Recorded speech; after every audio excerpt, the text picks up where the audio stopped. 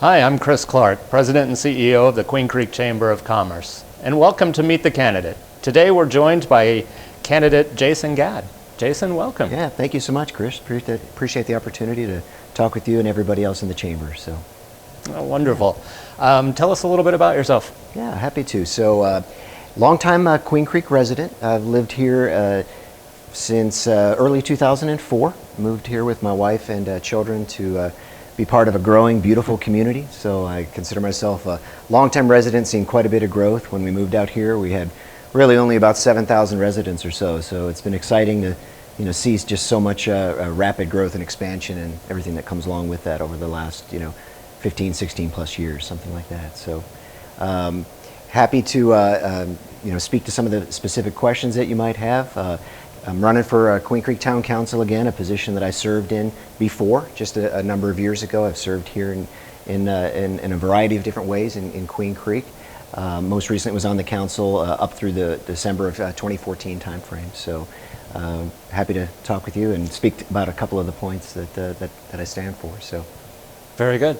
Yeah. Tell us a little bit about your background. What do you do? Professionally, coming out of college, I started in the military. I actually served as an officer in the United States Air Force. Served for about 6 years, doing some interesting things, but eventually decided I needed to go in a different direction, went into the business world. Mostly been in supply chain management type roles. Started off in some large retail, nationwide retail organizations before moving my way into semiconductor companies, technology companies, doing that kind of work. I now work in the financial services industry, again doing strategic supply chain management. So I negotiate contracts and deals with third parties and vendors and really try to bring goods and services into the company that I work for. So. Sounds very interesting. Yeah. And so you said that you had served on the council before. Mm-hmm. How long was that, and what were those years? Well, if I can, I'll just kind of walk you a little bit through my service. After moving to Queen Creek in 2004, former military, again, just believing in service, always wanted to try to find a way to serve. I knew Queen Creek was going to be home for my wife and my children and I, so really wanted to try to be a part of the growing community. So in 2007, I went through the Queen Creek Citizen Leadership Program, the Institute, great program. If your members have not gone through it, I'd highly encourage it to learn about local government and ways to serve. After I completed that, I went into volunteering on several different committees. I started on the Disaster Preparedness Committee, and then very quickly after that, I went on to the Town Center Committee. Served on that for several years. Then I became the chairman of that Town Center Committee, actually helping to design up a lot of the area that this building and facility is in right now. Finally seeing all of that development and planning come through. I then had the opportunity to serve as a planning and zoning commissioner for Queen Creek. Served for 2 years in that capacity, providing advice to the town council at the time on development issues, planning issues, growth type activities. And then was afforded the opportunity when a vacancy opened up to actually serve as a council member. So in June of 2012, I was selected to fill a vacancy. So I served as a council member for about 2.5 years through, again, the end of 2014. Been away for a couple of years as I focused on work, and my wife and I brought a new baby into the world, and you know how that goes, busy times, but I've always had the heart to continue to try to serve, and prayed hard on it, and I'm really trying to help Queen Creek continue to grow for the next decade to come. So threw my hat into the ring, and I'm running to try to return to the council in this year. So. Very good. What do you see as some of the challenges facing Queen Creek right now, and what do you want to do if you're elected to council? Yeah. Well, it is an incredible time we're in, right? We short term, COVID impacts of that continue to be felt. We were just talking before we got on camera. I fully believe we're going to be facing the both health impacts as well as the economic impacts well into next year, and arguably might even continue into 2022.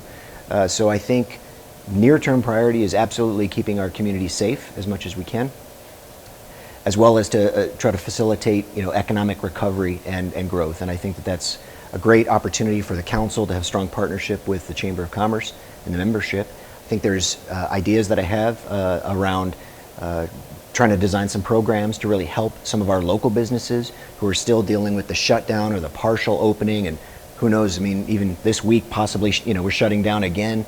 We don't know if this is going to go back and forth. So for me, I'd really like to see the town council work on programs that include maybe some joint marketing with our marketing department. We also have an economic development group as part of the town. I'd like to find new opportunities for any programs where we might be able to really sponsor. If nothing else, sharing information, letting our community and our residents know eventually who's open for business. I'd also like to see us revisit some of the fees and licenses and costs and things.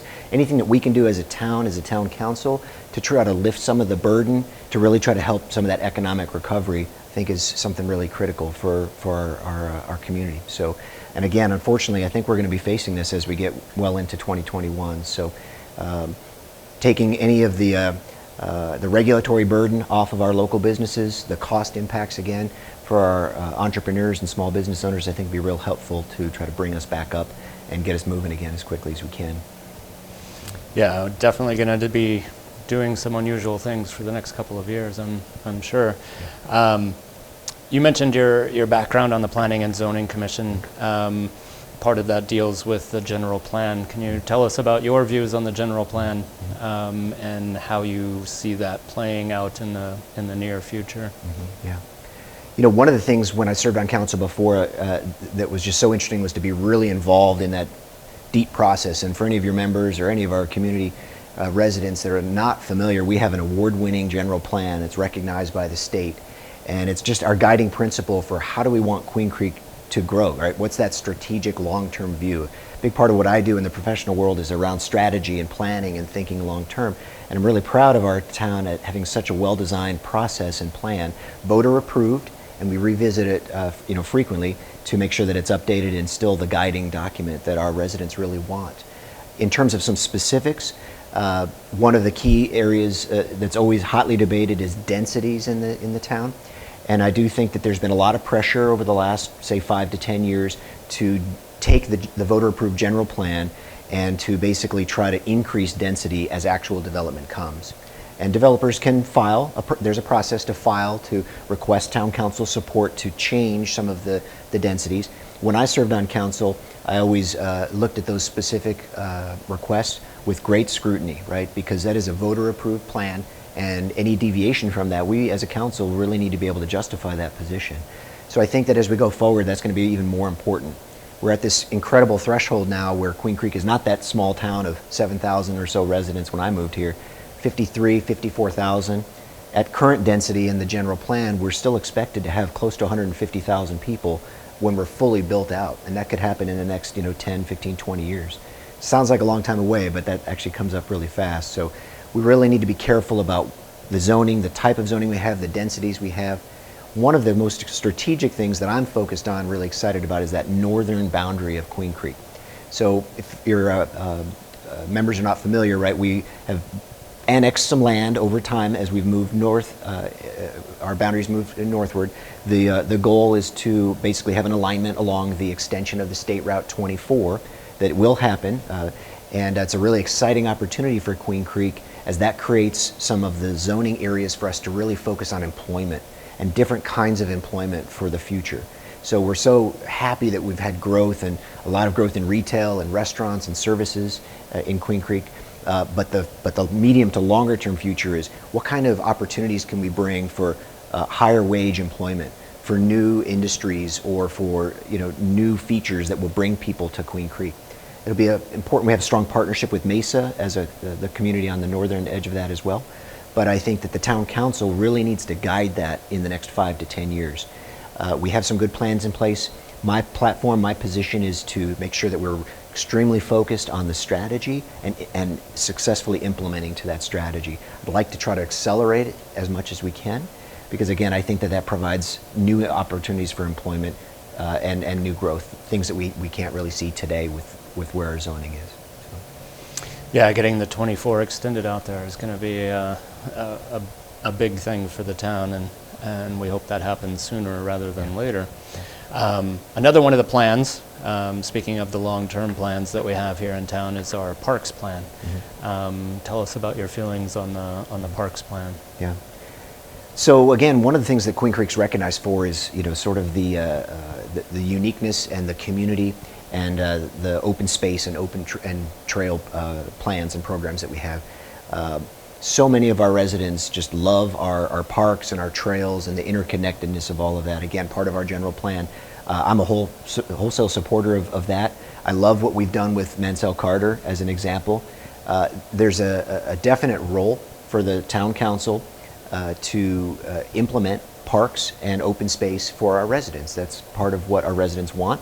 That's part of what we collect tax dollars for. And I think that when we have good, well thought out plans, we bring a destination for our residents, our families and visitors as well. Mansell Carter is a great example of that. We have on the books plans for some other parks as well. I'd like, assuming that I can get the opportunity to be back on council, to revisit that again and make sure that we're meeting the needs, the current needs of the residents, that the parks plan is what we want it to be. And again, we have to see what happens with tax revenues and when we can bring things in, but I'm an active supporter of that's responsible use of taxpayer dollars to invest in parks and open spaces for our community. So. And I think the final component that we have in there is the transportation plan.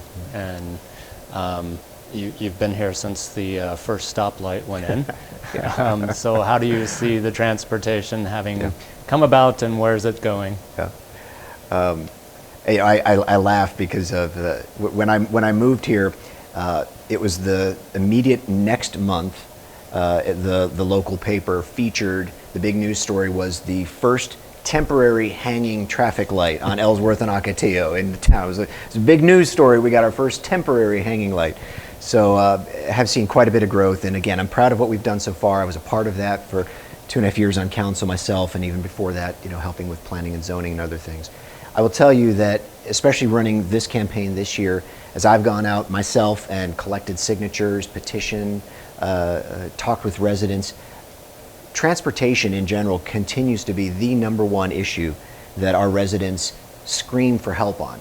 We're very blessed to be where we are in an area where we can continue to grow, but we have, as you know, a massive neighbor in Santan Valley. We still have so much traffic coming through town that everyone was screaming to me, what can we do? Our roads are really not sufficient, and frankly, our intersections as well. The outcome is not just road improvements, which absolutely I am a supporter of, but I actually think there's a lot of intersection issues that we really need to work on in terms of timing, light timing, and frankly, safety. I live not that far away from, kind of Ellsworth and Chandler Heights in that vicinity.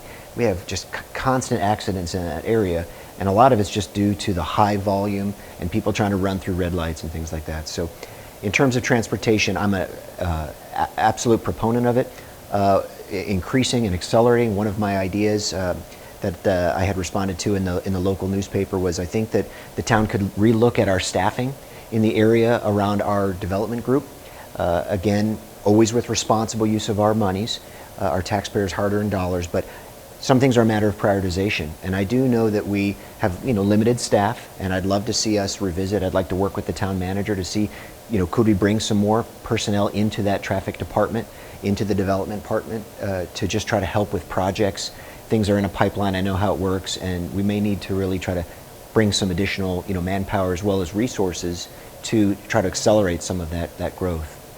Secondly, I think in transportation, normally we have a good partnership with developers who come in with a new housing unit.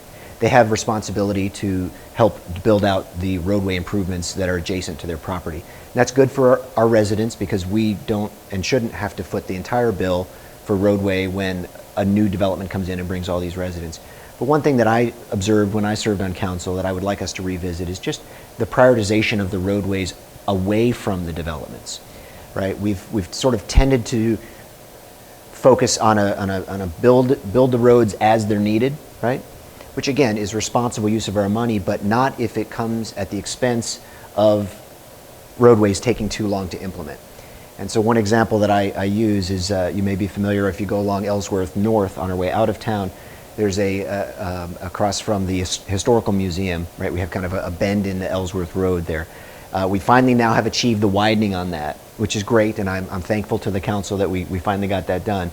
But that widening activity was actually something that was in planning phase when I served on council a number of years ago. So it took a long time to make that project happen.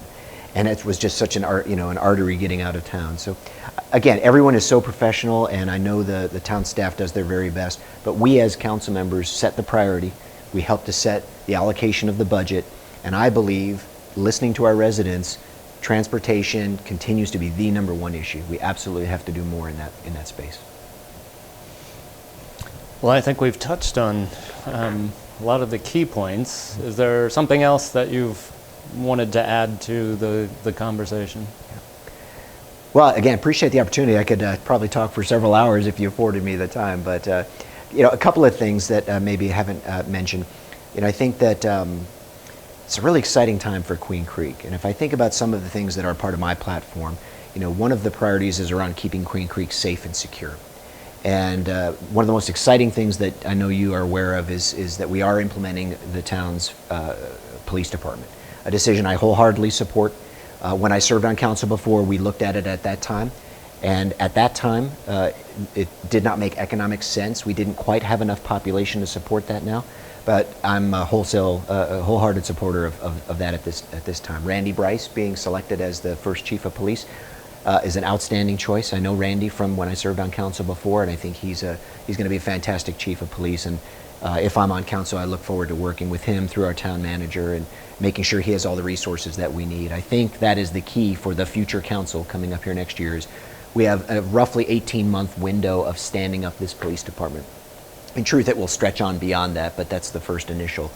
And I'm a huge proponent of making sure that Randy and our town manager, John Cross, that we have the right resources and the right focus and frankly, the right oversight. We need to make sure that this project rolls out successfully. We need a robust police force that can successfully take over from the Maricopa County Sheriff's Office. It requires the council to perform our function, which is that oversight role to make sure that it's not delayed and that there's not barriers for us to having a successful rollout of that.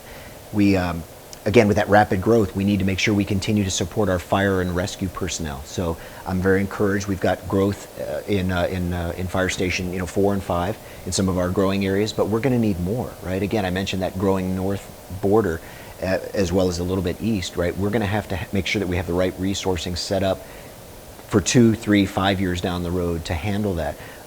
Police and fire rescue services, again, is to me, foundational thing that the town council owes to the residents of Queen Creek. We've got to make sure that that's done right.